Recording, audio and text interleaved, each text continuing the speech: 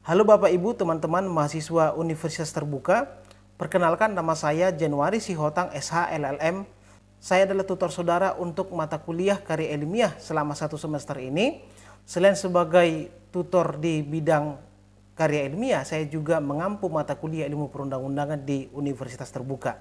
Sehari-hari saya adalah dosen di Fakultas Hukum Universitas HKBP Nomensen Medan dan mengampu mata kuliah yang terkait dengan hukum ketatanegaraan. Saya juga mengelola satu channel YouTube dengan nama saya sendiri, yaitu Januari Sihotang, dan konten-kontennya terkait dengan video-video pembelajaran di bidang ilmu hukum dan inspirasi-inspirasi judul skripsi ataupun judul karya ilmiah bagi Anda yang sedang menyusun karya ilmiah. Makanya teman-teman, kalau Anda mau silakan berkunjung ke channel YouTube saya.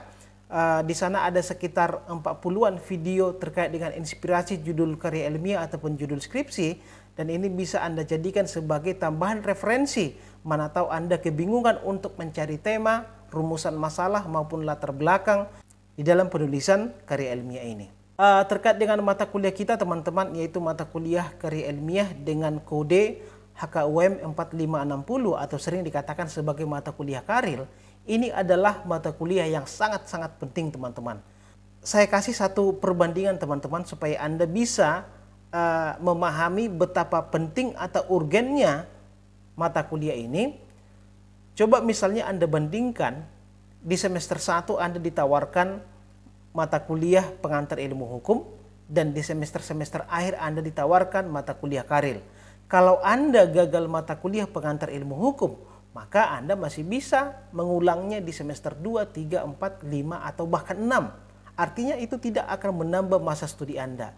Tetapi kalau Anda gagal di mata kuliah karya ilmiah, maka ini akan sangat berat bagi Anda. Ini berpotensi menambah masa studi Anda.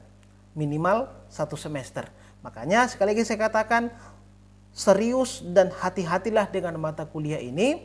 Apalagi di mata kuliah ini Anda diawasi oleh 2 wasit ya. Wasit yang pertama ada namanya Turnitin. Artinya dengan Turnitin ini Anda tidak boleh melakukan tindakan plagiat atau mencaplok tulisan orang lain menjadi karya ilmiah Anda.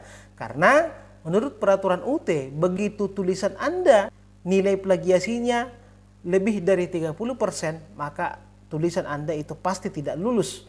Kemudian yang kedua, Anda juga harus berhadapan dengan bimbingan tutor, di mana tutor itu akan mengarahkan supaya karya ilmiah Anda itu sesuai dengan teknik-teknik maupun sistem penulisan di Universitas Terbuka, dan substansi daripada tulisan Anda juga sesuai dengan apa yang diinginkan di dalam mata kuliah ini.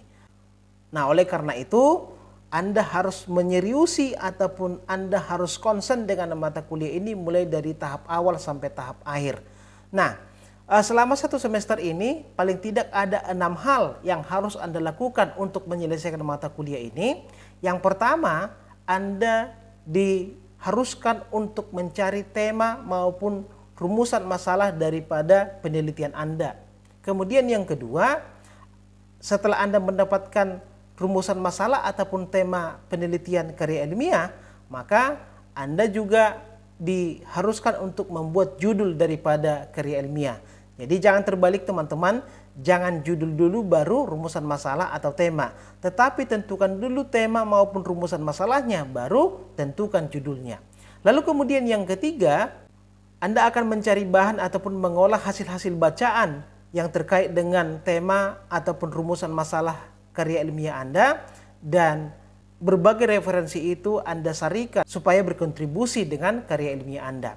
Yang keempat, Anda diminta untuk membuat outline ataupun rancangan daripada karya ilmiah itu, mulai dari pendahuluan, metode penelitian, tinjauan pustaka, sampai kepada kesimpulan dan saran. Sedangkan yang kelima, Anda sudah mulai untuk menyusun ataupun menulis karya ilmiah Anda itu. Dan yang keenam adalah Anda melakukan revisi-revisi karya ilmiah tersebut sesuai dengan arahan daripada tutor Anda. Lalu kemudian kalau karya ilmiah itu Anda anggap sudah benar atau sudah sangat baik, maka silakan di-upload di laman yang sudah disediakan oleh Universitas Terbuka. Nah, makanya kemudian teman-teman, di dalam proses penulisan karya ilmiah ini Anda harus menjalin komunikasi yang baik dengan saya sebagai tutor Anda, terutama di tutorial web atau web yang akan kita lakukan dalam 4 kali pertemuan.